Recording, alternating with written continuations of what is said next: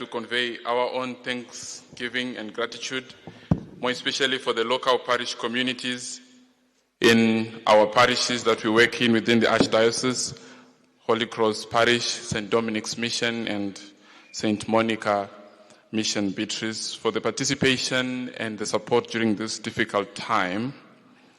We are also grateful to His Grace, the Archbishop of the Archdiocese of Harare, Robert Christopher Ndlovu, for his fatherly support during this difficult time for us. We are also grateful for His Excellency, the Indonesian Ambassador to Zimbabwe, Ambassador Arif Hidayat, for his presence and his support during this difficult time. We also would like to mention some individuals who have rendered us support during this time. We are grateful to the Dean for the Southwestern Deanery, Father Netekwa, who has stood with us from the time of Father's death until this moment in time. Unfortunately, due to other commitments, he couldn't be present, but we are very grateful for his support. We also want to thank Mr. Nakozwi and the Moonlight team for their support in the preparation of our brother for a dignified rest. We are also grateful for our workers in Holy Cross Parish who have been supportive during this time, especially Mrs. Makomeke, Mrs. Mzonzeni, who have dedicated their time, and Mrs. Mbele, who was also present to support us at this difficult time. Lastly, I would like to mention the people who were with Father Augustine during the last time or the last moment he was seen. And they have been very active, strong, and supportive during this time. Would like to thank Ospa, Nyengeterai, Tadiwa, and Tiana for their strength and for their presence for our brother. We are very grateful for all this. Pane inonguva ngatinzwei kuti body viewing yedu ichafamba sei. Mushure mekunge ndapedza kutaura tichaitirwa munamato wefinal commendation nasekuru. Mushure memunamato wefinal commendation, body viewing yedu ichafamba sokudai. Sekuru vachinge vapedza munamato wefinal commendation vachatipa chikomborero chekupedza muteuro wemisa, vobva vaitawo kutanga kuita body viewing vachiteerwa nemapriste vaita concelebrate muteuro wemisa yanhasi. Chikumbiro chandinacho ndechekuti all the SVD priests should remain behind while the other priests can go for the body viewing, and as they finish they will join the procession for the recession with the altar servers. Then kana vana baba vachinge vapedza kuita body viewing, tichapa mukana ambassador vedu nevavabva navo kuti vaitewo body viewing. After the priests have finished body viewing, it will be an opportunity for the ambassador and the Indonesian community to have body viewing. After the ambassador will follow all the religious men and women. After the religious men and women, ndo patichatanga mukana wokuti tose tiri pano tiwane mukana wokuonekana na baba.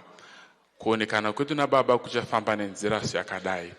Maasha vachange vachititungamirira. Ndinokumbirawo kuti titeerere kutungamirira kwemaasha kuitira kuti urongwa hwedu ufambe zvakanaka, tibate nguva. Tichange tiine malaini mairi anobva tichitangira kumashure. Kana tichinge tapedza kuita body viewing, tinokumbirwa kuti tishandise madhoo ari kumaside kwechechi tobva tatobuda tichienda kunogadzirira kuti tiende kumakuva. Tazvinzwa? Ndati kana tichinge tapedza kuita body viewing nemalaini edu mairi toteerera zvatiri kudzwa nemaasha kuti tigone kufamba zvakanaka, tichibuda tichinogadzirira kuti tiende kumakuva tichiteera urongwa hwataudzwa nasekretari vedu. Pane ino nguva ndinokumbira kuti sekuru vatitungamirire mumunamato wefinal commendation. Ndatenda.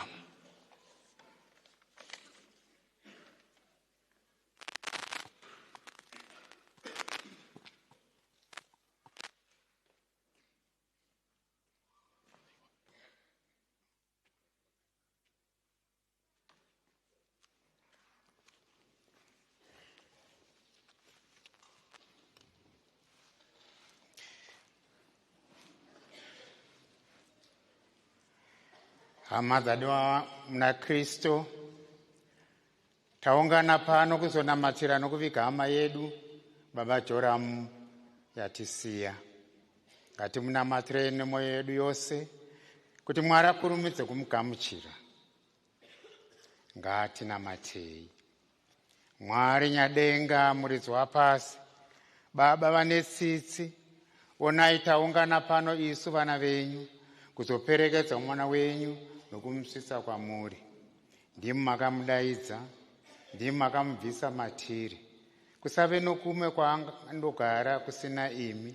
Chimugamuchirai achigara nemi varidzi vake. Muregerei zvose zvaakakutadzirai, muchimupinza mumusha wenyu worufaro. Munzureiwo tsitsi, musamutonge muine hasha, musamurangewo.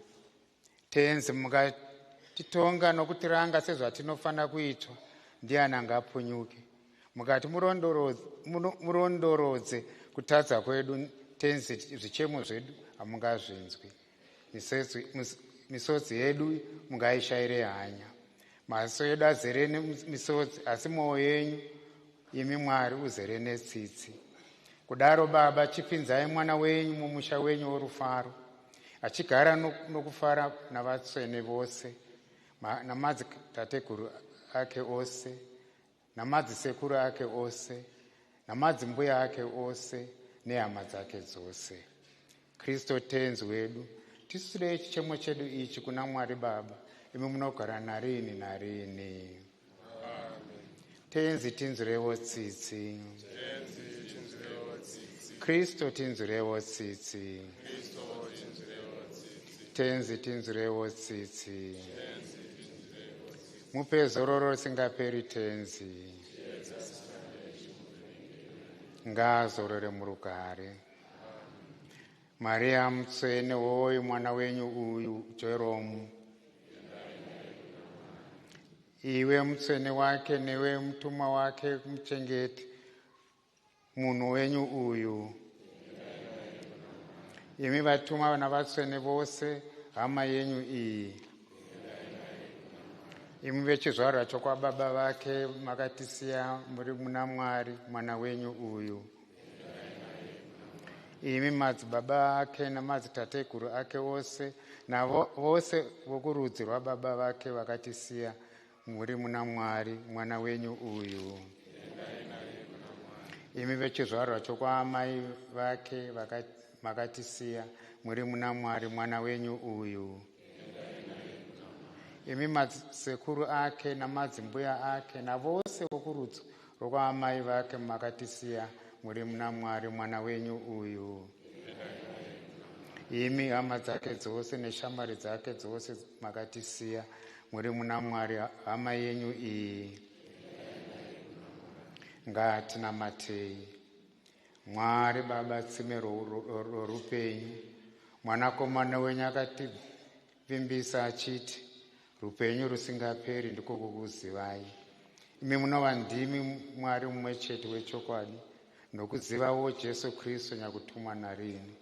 Tinokumbira kuti muratidze mbiri yenyu nemwanakomana wenyu kuna Baba Joram hama yedu, kuti aonane nemi uso neuso. Muregerewo zvakakutadzirai zvose, mumuzarure denga apinde afare nemi, navatuma navakarurama vose, nehama dzake dzose dzakatitungamira. Baba nyangoni, mumaoko yenyu tinoisa hama yedu Baba Joram iyi, tiine chokwadi nechitarisiro chokuti iye pamwe chete navose vakafa muna Kristu vachamuka pamwe naKristu pazuva remedziso. Tinokupai rutendo pamusoro pezvikomborero zvamakapa Baba Joram achiri pasi pano. Zvikomborero izvi zviratidzo zorunako uyezve zviratidzo zvokubatana kwedu navatsvene muna Kristu. Tenzi nyakutinzwira tsitsi, tendeukirai kwatiri munzwe minamato yedu, vhurirai muranda wenyu musoro muparadiso,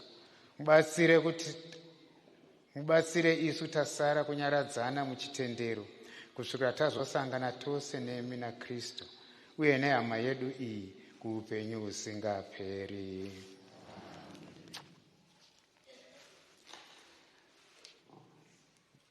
Baba Joram, ndinokumwaya nemvura inoyera kuti ucheneswe naMwari.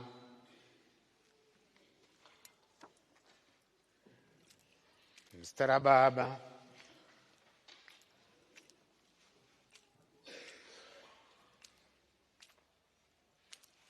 neroMwanakomana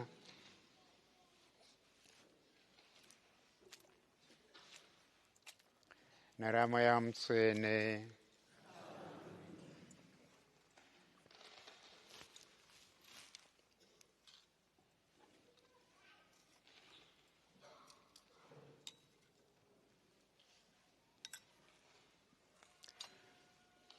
Ndinokufungaidzira kuti iwe unaswe nokuchengetwa naMwari.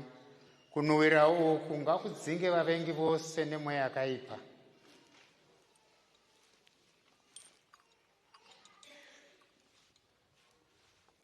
Muzita raBaba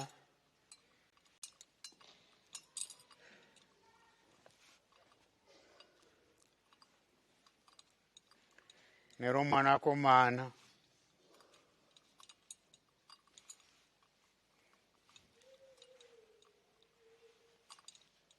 neramweya mutsvene.